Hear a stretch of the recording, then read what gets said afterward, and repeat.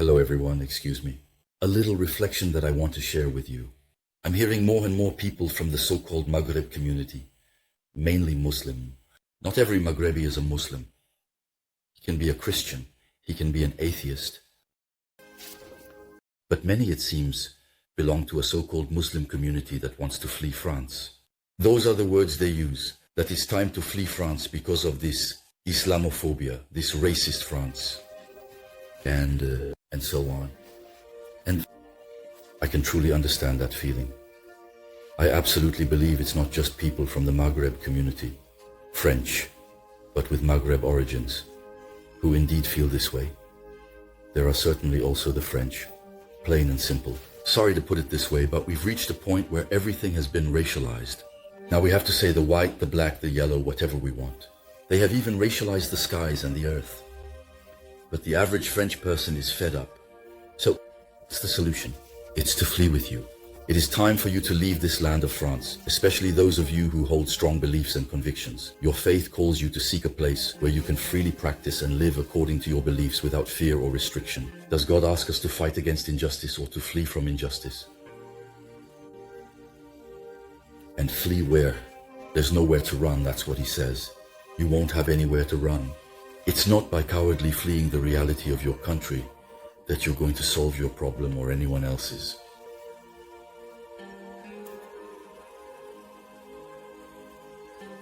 Instead of talking about marriage and a bunch of nonsense on the live streams, I come across these lives where people are just going at each other and they can't even talk to each other properly or show any respect. Not to mention those who come in just to steer the debate, hiding behind the guise of being Christians, Muslims and so on, of identity groups, etc. It's always the same people. They spread chaos everywhere just to put it back together, and they aren't even aware of it. They still haven't understood. And I think the day they do, their faith won't mean anything to them, because you all will return to God, the Eternal. It's a fact, it's settled with Him.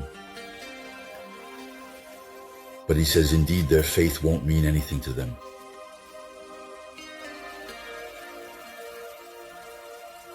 There will come a time when people will enter into the religion of God, the worship that we owe Him, the only one worthy of being adored, the only one worthy of the angel.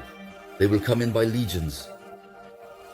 But that doesn't mean that everyone will have entered into the religion of God out of deep conviction. All right.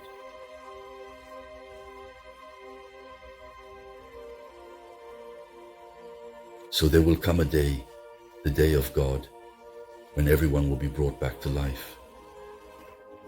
So you'll be questioned like you are every night when you go up there. God knows what you've done with your day. And certainly, I don't know, He writes for tomorrow based on your day today. There's a good chance anyway, I don't know the mystery, but there's a good chance. He gave us a reason, we use it, and we try to understand what He's telling us. Where do you want to run to, really?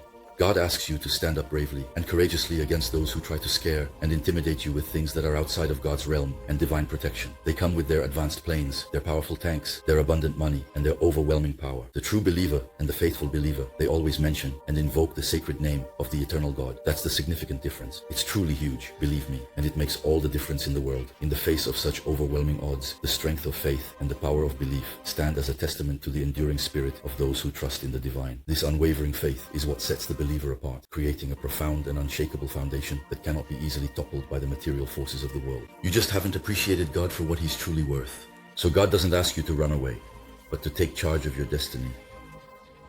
I have made you completely responsible for your destiny. There are things in life where you don't have a choice. You just have to live it. That's how it is. That's how God decided it. Besides, behind every trial that God sends you, there's wisdom, there's a reason, there's an intelligence that belongs to Him, far above all of His creation.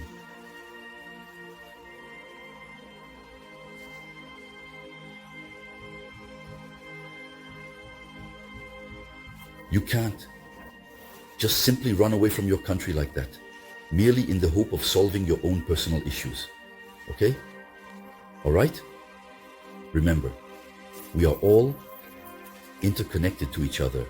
In reality, like the trees underground, all the trees on earth are connected to each other. So where are you going?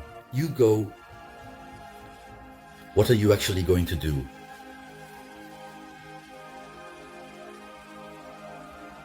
You'd be better off living your religion somewhere else, because God says, isn't the earth big enough?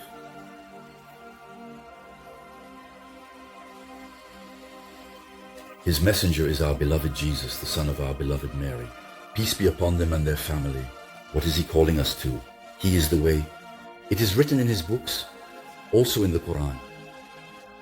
He asks us to believe in what he brought. He who is the covenant of all the prophets and messengers, and to fight against injustice with what he brought, the word. The system fears nothing more than the word. That's why they use censorship. I'm in a good position to talk about it, and you have no idea what I've been through since October 20th, 2020, until today. Believe me, you truly have absolutely no idea. The word is indeed absolutely incredible. Trust me, absolutely. So, are you perhaps thinking about considering fleeing France to possibly find God? Where do you want to flee France to go eat delicious and fresh potatoes, carrots and salads that would be fresher, such as for instance fresher? Apparently you want to leave this country where you feel bad. And you can't live your faith in peace from what I can understand. There's a reality in this country. It's not the French who are causing problems for Muslims. Here, among them, there are French people who want it, this Arab-Muslim community, let's put it that way. It's because there are parasites too, and there are more and more of them. The system is not innocent of what the Republic has created. But it's just that they're fed up with certain parasites and all. The French are not racist, they are actually very tolerant. God himself says it in the Quran, which he put in their hearts. I don't remember the word anymore. Indeed, fondness and affection, in fact.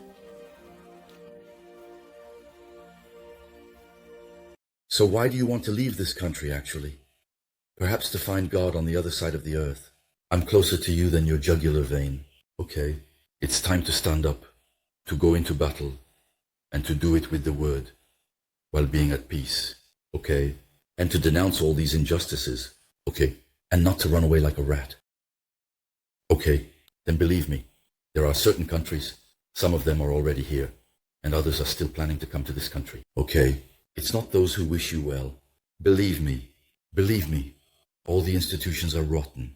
Believe me, I'm telling you, it's not the veiled ones. It's not those who want to walk around in their slippers. Okay, you're far from reality, believe me, I'm telling you.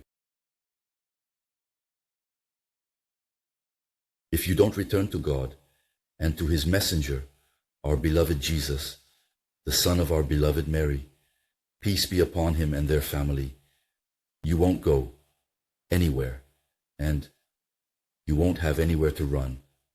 Know that. Accept your fate. Accept your fate. The end is near, very near. If they're nervous on the other side, they're showing their true face, the one I've been talking about for 20 years. It's not for nothing. They put you in fear, they take you out of reason, they put you in emotion. France is our home, it's our country, whether some like it or not. We shouldn't run away from it, but defend it intelligently.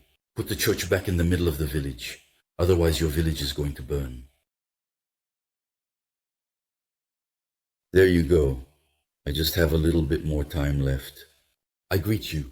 Take care of yourselves. See you soon, God willing.